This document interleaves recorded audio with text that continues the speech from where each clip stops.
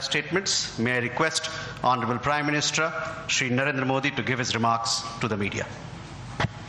Your Excellencies, President Antonio Costa और President Ursula von der Leyen, दोनों देशों के डेलीगेट्स, मीडिया के साथियों, नमस्कार। अपने दो करीबी मित्रों प्रेसिडेंट कोस्टा और प्रेसिडेंट फॉन डेर लायन का इस अभूतपूर्व भारत यात्रा में स्वागत करते हुए मुझे बहुत खुशी हो रही है।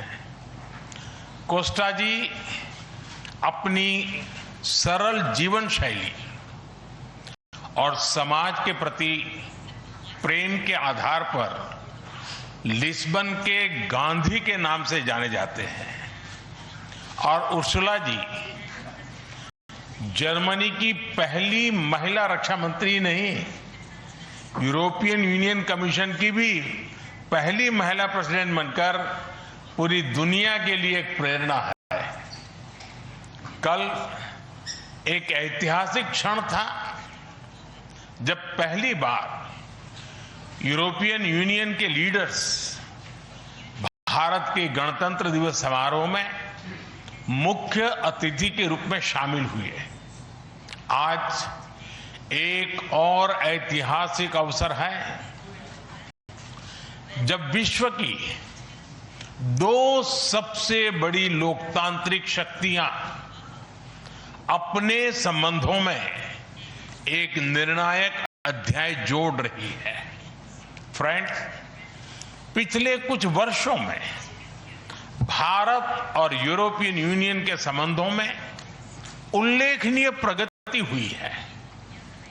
साझा लोकतांत्रिक मूल्यों,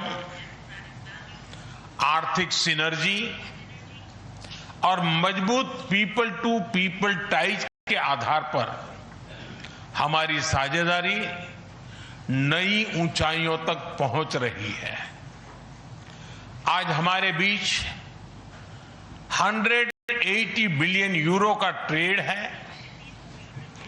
8 लाख से अधिक भारतीय यूरोपियन यूनियन के देशों में रह रहे हैं और सक्रिय योगदान दे रहे हैं। हमने स्ट्रेटेजिक टेक्नोलॉजी से लेकर क्लीन एनर्जी, डिजिटल गवर्नेंस से लेकर डेवलपमेंट पार्टनरशिप, हर क्षेत्र में सहयोग के नए आयाम स्थापित किए हैं। इन्हीं उपलब्धियों के आधार पर आज की समिट में हमने समाज के सभी वर्गों को लाभ पहुंचाने वाले कई निर्णय लिए हैं। फ्रेंड्स, आज भारत ने अपने इतिहास का अब तक का सबसे बड़ा फ्री ट्रेड एग्रीमेंट संपन्न किया है। आज 27 तारीख है। ये सुखद संयोग है कि आज ही के दिन यूरोपियन यूनियन के 27 देशों के साथ भारत ये एफटीए कर रहा है। यह एक ऐतिहासिक समझौता हमारे किसानों, हमारे छोटे उद्योगों, इसके यूरोपियन मार्केट तक पहुंच आसान बनाएगा, मैन्युफैक्चरिंग में नए अवसर पैदा करेगा और हमारे सर्विसेज सेक्टर के बीच सहयोग को और प्रबल करेगा। इतना ही नहीं, यह एफटीए भारत और यूरोपियन यूनियन के बीच इन्वेस्टमेंट को बूस्ट करेगा, नई इनोवेशन पार्टनरशिप बनाएगा और वैश्विक स्तर पर सप्लाई चेन को मजबूत करेगा। यानी यह सिर्फ ट्रेड एग्रीमेंट नहीं है, यह साझा समृद्धि का नया ब्लूप्रिंट है। फ्रेंड्स, इस महत्वाकांक्षी एफटीए के साथ साथ हम मोबिलिटी के लिए भी एक नया फ्रेमवर्क बना रहे हैं। इससे भारत के स्टूडेंट्स, वर्कर्स और प्रोफेशनल्स के लिए यूरोपियन यूनियन में नए अवसर खुलेंगे। साइंस एंड टेक्नोलॉजी में हमारा लंबे समय से एक व्यापक सहयोग रहा है। आज हमने इन महत्वपूर्ण लिंकेजेस को भी और मजबूत करने का निर्णय लिया है। फ्रेंड्स, रक्षा और सुरक्षा सहयोग किसी भी स्ट्रेटेजिक पार्टनरशिप की नींव होती है और आज हम इसे सिक्योरिटी एंड डिफेंस पार्टनरशिप के जरिए औपचारिक रूप दे रहे हैं।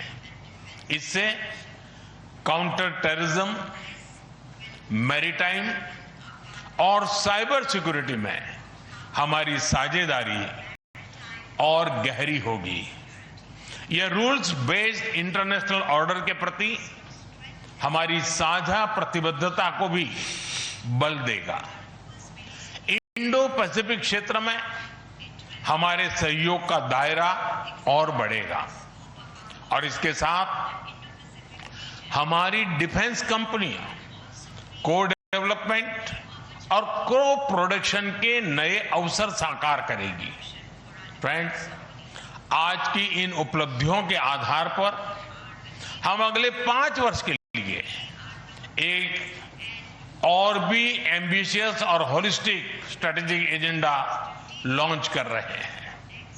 एक जटिल वैश्विक वातावरण में ये एजेंडा स्पष्ट दिशा देगा, हमारी साझा समृद्धि को आगे बढ़ाएगा, इनोवेशन को गति देगा, सुरक्षा सहयोग और सुदृढ़ करेगा और पीपल टू पीपल टाइज को और गहरा करेगा।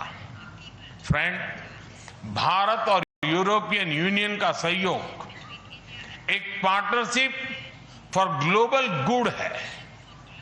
हम इंडो पैसिफिक से लेकर कैरेबियन तक ट्राइलेटरल प्रोजेक्ट को विस्तार देंगे। इससे सस्टेनेबल एग्रीकल्चर, क्लीन एनर्जी और विमेन एम्पावरमेंट को ठोस समर्थन मिलेगा। हम साथ मिलकर आईमैक कॉरिडोर को ग्लोबल ट्रेड और सस्टेनेबल डेवलपमेंट की एक प्रमुख कड़ी के रूप में स्थापित करेंगे। फ्रेंड्स, आज ग्लोबल ऑर्डर में बड़ी उथल-पुथल है। ऐसे में भारत और यूरोपियन यूनियन की साझेदारी अंतर्राष्ट्रीय सिस्टम में स्थिरता को मजबूती देगी। इस संदर्भ में आज हमने यूक्रेन, पश्चिमी एशिया, इंडो पैसिफिक सहित कई वैश्विक मुद्दों पर विस्तार से चर्चा की। मल्टीलेटरलिज्म और इंटरनेशनल नॉर्म्स का सम्मान हमारी साझी प्राथमिकता है। हम एकमत है कि आज के चैलेंजेस का समाधान करने के लिए ग्लोबल इंस्टीट्यूशंस का रिफॉर्म अनिवार्य है। फ्रेंड्स, राष्ट्रों के संबंधों में कभी कभी ऐसा क्षण आता है जब इतिहास स्वयं कहता है, यहीं से दिशा बदली, यहीं से एक नया युग शुरू हुआ। भारत की और यूरोपियन यूनियन की यह ऐतिहासिक समिट वही क्षण है। मैं एक बार फिर इस अभूतपूर्व यात्रा के लिए, भारत के प्रति आपकी मित्रता के लिए और हमारे साझा भविष्य के प्रति आपकी प्रतिबद्धता के लिए प्रेसिडेंट कोस्टा और प्रेसिडेंट फॉन डेर लायन का हार्दिक धन्यवाद करता हूं।